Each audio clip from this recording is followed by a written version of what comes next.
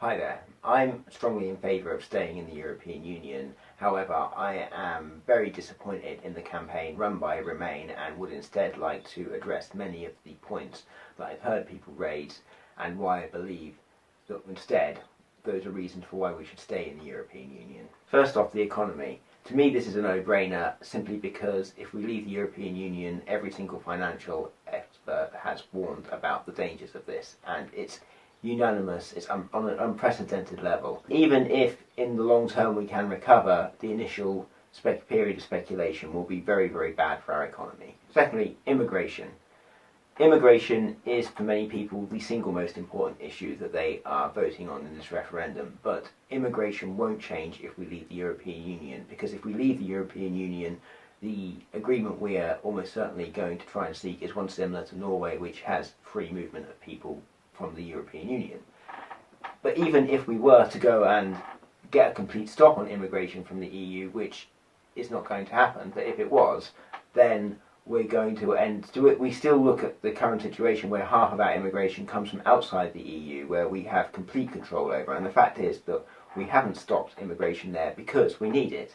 Our economy needs immigration in order to grow, and one of the benefits we had from joining the European Union is that in 2004 we were the only major economy not to put restrictions on people coming from the AA countries, the former Soviet countries. And as a result, our economy grew because as the global economy grew, we were able to grow with the demands and scaling up of our economy far more easily than the other European countries did. Public services. Of course, immigration ties in with public services, and people are always talking about how the mass migration to their town or their city or their wherever has resulted in strains on the schools and the hospitals. Well, that's not a fault of the European Union, that's a fault of four governments, from Blair, Brown, the coalition and now the current one, are failing to invest in the areas which have seen high migration. These areas growing have contributed to the economic growth of our country prior to the global recession, and which was not caused by migration. And instead of investing back in those areas, the governments have just taken the benefit without giving back to those communities. That is a failure of our governments, it's not the failure of the European Union. But even if we were to go and kick out, say, for example, Wisbech, a town local to me, which has about 10,000 European Union workers working in the factories there, if you were to suddenly take those 10,000 people out of that town and move them back to their country, then you suddenly are going to need to move 10,000 British people into that town to go and do those jobs, and they are going to be putting the same strain, if not more strain, because of the fact that British people use more of our welfare system than EU people do. The result in those towns is going to be no better, if anything, potentially worse.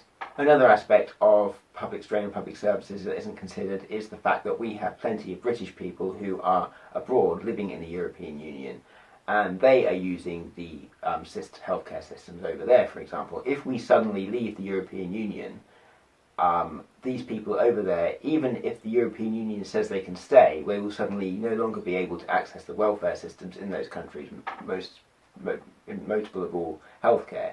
Given the fact that a lot of these people abroad are people who have chosen to retire, they will very reliant on being able to access the healthcare systems, which means they will be forced into coming back to the UK, and these people coming back will be more of a strain on our public services because of the fact that they are of that age. And that's not saying I don't think that they shouldn't be given the care. I think they should, but it's a fact that older people will need more use of healthcare systems and things like this than younger people who are working age. We should also consider the fact that there are roughly the same number of people working in the EU from Britain that from the European Union working in Britain.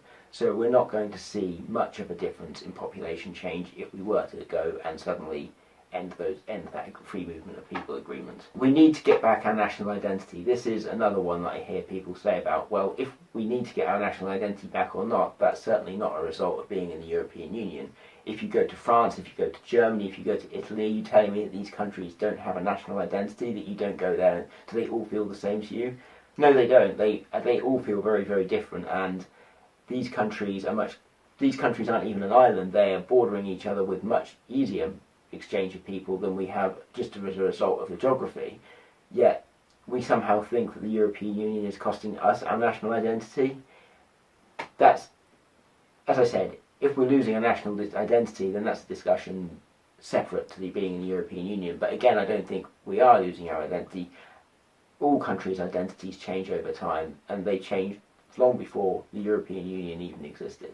I also think we need to look at the politicians who are supporting an exit from the European Union. They are primarily UKIP, whose whole reason for being is to leave the European Union, and they are several high-profile Tory MPs who are all people who have aspiration to be the next leader of the Conservative Party. The Conservative Party is highly divided on the issue of Europe, and following the EU referendum, regardless of the result, there is going to be some kind of leadership challenge.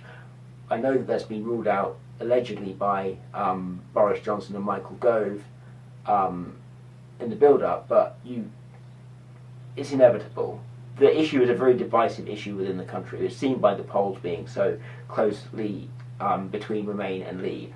Yet so many an overwhelming number of politicians are in the Remain camp, and yet you have to ask yourself why. If it would be so easy for politicians to just switch to Leave and just get a boost in the polls with the people who want us to leave, yet very few have done that. The only ones who have done that are those who have the aspirations to be leaders of the Conservative Party.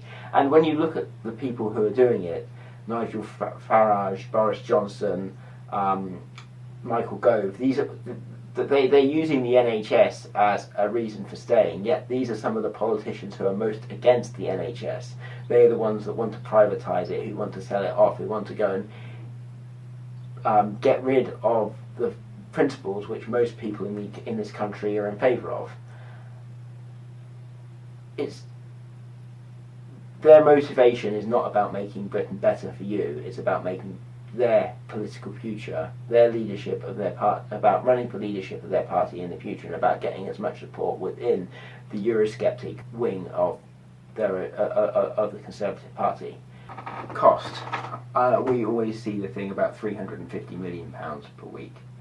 This, again, is a figure which has been debunked, because it ignores the rebate, which is money that we get back. It ignores all the investment from the European Union in parts of our country, and that the figure is closer to around about 190 million, which is far smaller than the economic benefit that we get from being in the European Union.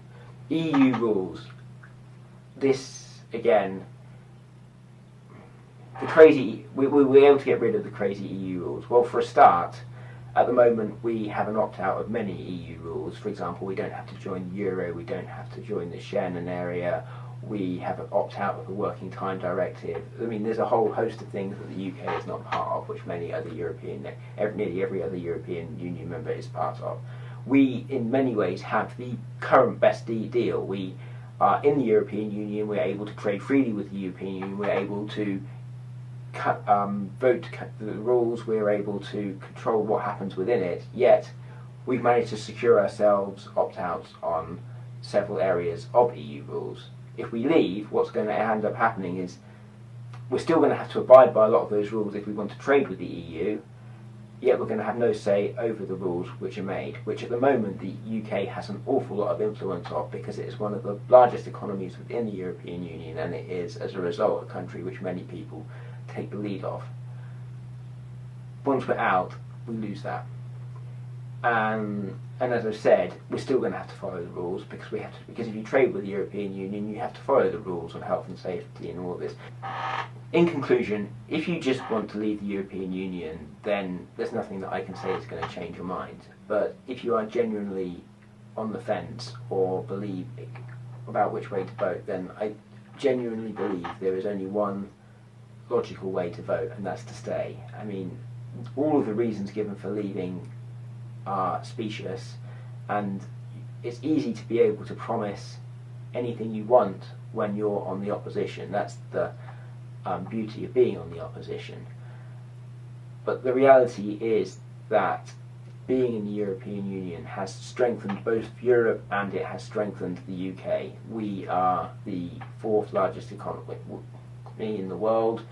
We are a major global power, both as a result of our history, but also a result of being in the European Union, and that will only be diminished if we leave. Thank you for watching.